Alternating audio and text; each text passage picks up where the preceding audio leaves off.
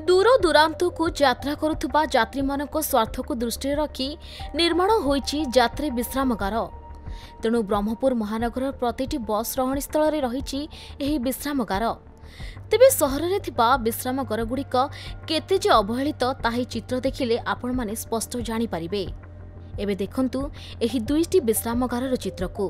प्रथम दृश्यटी हेउछि state bank छक विश्रामगार।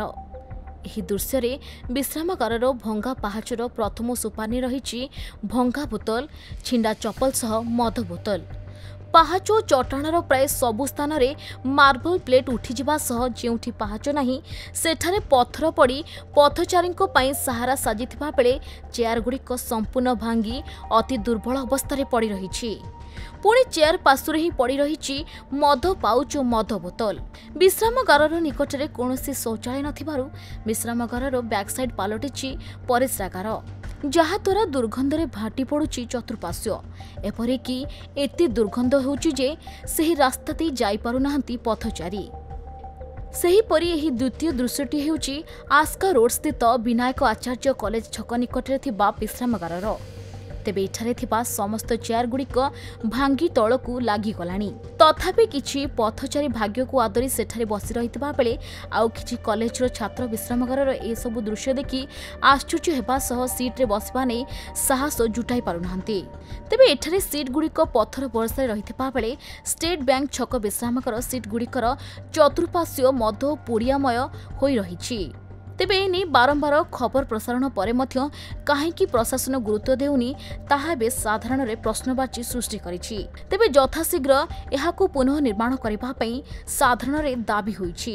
विभिन्न विश्रामगार लक्ष लक्ष टंका व्यय अटकल रे विभिन्न सुंदर विश्रामगार किछि वर्ष पूर्व निर्माण होइतिला, किंतु तार प्रॉपर रक्षणाबेक्षण अभाव जोगु एठी को प्रकार अवस्था आइछि। देखंतु एते सुंदर विश्रामगार थिला, किंतु एबे देखंतु एटा मदुआ मानक आड्डास्थली पालटिछि। एठी देखंतु मद बोतल पड़िछि, पान छेप पड़िछि, लोक एठी परिश्रा भी करूछंती। एठी ना लाइट अछि, देखंतु केते सुंदर थिला तार लाइट वायरिंग तार सब सिस्टम लोक ताड़ी कि नै गलेनी।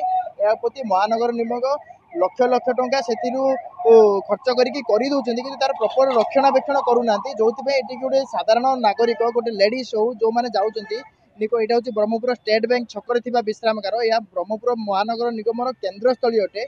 एठी सामने रे सिटी स्कूल अछि, एठी विभिन्न प्रकार ऑफिस एरिया एटा, किंतु सबुठो एटा ब्रह्मपुर सबुठो बिजीएस्ट प्लेस। किंतु एई जगह रे जदि ए प्रकार विश्रामगार अवस्था हबो एठी लोक केमिति माने एटा यूज ही करूनाती। देखंतु हम आगे रे बहुत पब्लिक एठी रोड रे छिड़ा होचंती, किंतु कोनोसी गोटे लोक ए जो दुर्गंध बाहरुची ए विश्रामगार भितर को लोक जाउनाती, सेठी बसिया पे भी स्थान नै। आ जो चेयर गुडा को पड़ितला सोडा सब भांगी रुची गलानी। देखंतु मद बोतल प्रतिदिन एठी असामाजिक कार्य भी होची। या प्रति प्रशासन दृष्टि दियंतु। एठी चालुथिबा असामाजिक कार्य बंद करा जाऊ।